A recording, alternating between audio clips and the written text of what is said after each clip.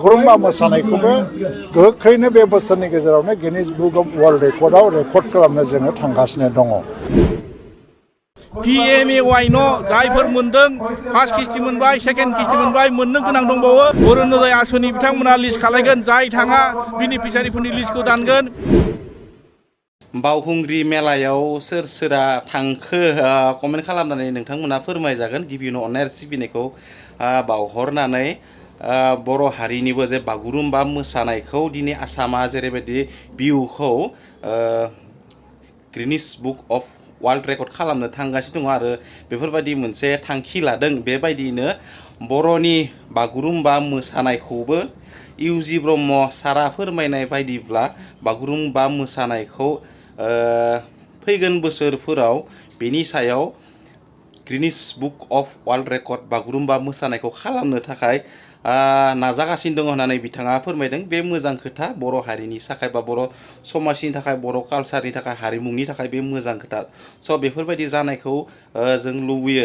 बागुरुम्बा मोसानायखौबो गोख्रैनो बे बोसोरनि गेजेरावनो गिनिज बुक अफ वर्ल्ड रेकर्डआव रेकर्ड खालामनो जोङो थांगासिनो दङ।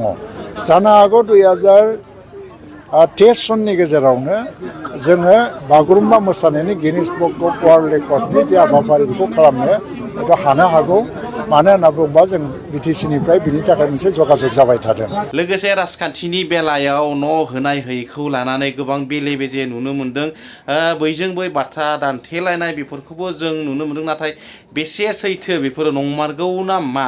आरो बेखौ बुंदों जे न' होनायखौ लानानै लोगोसे अरुणोदय आसनिखौ लानानैबो जेब्ला मिटिङाव थाङा अब्ला होआ होननानै बुंदों। बे भिडिअनि गेजेरजों आरो भिडिअखौ नोंथांमोननो खिन्थिनो नाजागोन, नोंथांमोना नायना लाजागोन। दा खोथाया जादों बेफोरबायदि जामारदों नामा?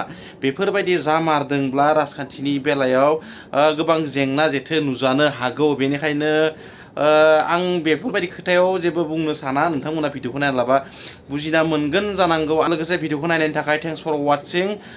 गोजोन्थों। जय बर' हारिनि। बाय बाय। प्रमद बर'नि खुगायाव बे बुंनो समाया, मानोना बिथाङा दिनै मोनसे खाबु मोनदों, सरकार सालायनायनि खाबु मोनदों। बिथाङा इलेक्सननि सिगां जि बाथ्राफोरखौ बुंदोंमोन बिथाङा मावनासो देखायनांगौ। मावनो हायैनि थाखाय दिनै BPF खौ सोंखारि हाग्रामा महिलारि बिथांखौ सोंखारिनानै दायनिफ्राय एरायना थानो नागिरदों। नोंथांमोना नुदों साबैसेखौ साख्रि होखो।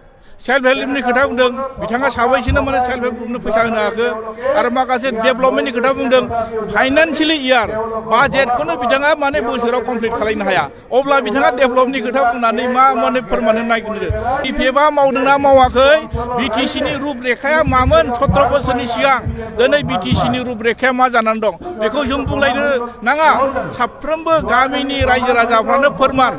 बेरायथों बियो, नायथों गामि खना खनला लामाफ्रा थांलाय फैलायनि बेबस्था बेसेबां जौगाखो। बेफोर मा उन्नयन बुजाया नामा? बिथांमोननि जिथु माने जायफोर वर्कारफोर DCDCनि मेम्बार चेयारमेन जेरैबायदि मोनसे साउटिं माने माइकजों खालायनाय बिथांमोना लेंदों जे माबा मैयानि दिनावलायनो अरुणोदय आसनि बिथांमोना लिस्ट खालायगोन जाय थाङा बेनिफिसारिफोरनि लिस्टखौ दानगोन। PMAY न' जायफोर मोनदों फार्स्ट किस्ति मोनबाय सेकेन्ड किस्ति मोनबाय मोननो गोनां दंबावो बिथांमोननि फैसाखौलायनो बे मिथिङाव थाङाबा दानना होगोन होननानै बिथांमोननि वर्कारफ्रा दिनै साउटिं खालाय माने बेनिफिसारिफोरखौ बुंदों। बे मा मोनसे थगायनाय नङा नामा? नोङो दिनै मिथिङाव थाङाबा मानो सासे बेनिफिसारिनि अधिकारखौ बोरै दाननो हानांगौ? बिथांमोननो सोर अधिकार होदों? मैया नोंथांमोननि ससियेल मिडियायावनो बिथाङा बुंनाय बाथ्रायाव आं नुदों माने 20,000 फेमिलि लायनो बिथाङा हा होबाय। मोजां खोथा होनो हादोंब्ला दा मोनदोंना मोनाखै? होदोंबा मोजां, जोङो लुगैदों होनांगौ। जों हानि पाट्टा होनायनि रावबो एगेन्स्ट नङा। जों हा पट्टा होनोसो खावलायदों, मावनांगौ। दिनै बिथांमोना मावैनि सिगांनो दल दामनानै फोसावनानै मावैखौनो मावदों होननानै बुंना लायो।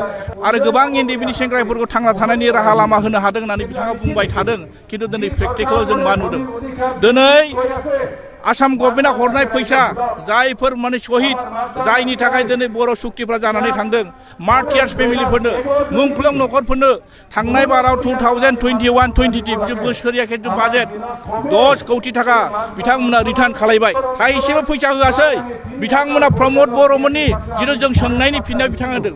10 कौटि थाखाखौ मानो रिटार्न हरफिनखो मा जोंनि गेजेराव बे गोबां मुंख्लं नखरफ्रा मोननो गोनां गैयामोन नाङा बिथांमोनाथ' होनांगौमोन ना आरो थांनाय बाराव 22 आरो 23आव बेहायबो 25 कौटिमोन 25 कौटिया 15 कौटि थाखा रिटार्न जाबाय अब्ला बिथांमोना बेखौ मावनो हादों होननानै बुंगोन नामा जों बेखौ बुंबाथाय बिथांमोना दाय जायो गोजोन आरो सान्थिनि खोथा बुंबाय थायो मोरै जाखो दाखालि बावै जों नुदों बार्डिक मोनसे जादों लाइफ सेन्टेन्स सोरबा डेथ सेन्टेन्ससिम थांगासिनो दं दिनै बिसार जागासिनो दङ एनडिएफबिनि सेंग्राफ्रा दिनै कर्टआव हाजिरखि थांबाय थानो गोनां जायो बे गोजोन नामा दिनै सान्थिब्ला गोजोनब्ला दिनै एनडिएफबिनि सेंग्राफ्रा दिनै मानो गाबख्रावबाय थानो गोनां जादों नंखायनो जों खावलायदों प्रमद बर' बिथांखौ नोंथाङा मोजां सालायदों होननानै गावखौ माने क्लेम खालायबाय लास्लायस्लाय क्लेम खालायनानै लाबाय थास्लायस्लाय नोंथाङा मावनानै देखाय प्रुफ खालायना देखाय 17 बोसोराव बिपिएफआ दिनै मा मावदों मा मावाखै बेखौ रायजो राजाफ्रा बिजिरगोन सम सफैबा रायजो राजाफ्रा बिनि फिननायखौ होगोन नोंथाङा बुंबा जानाय नङा बेहाय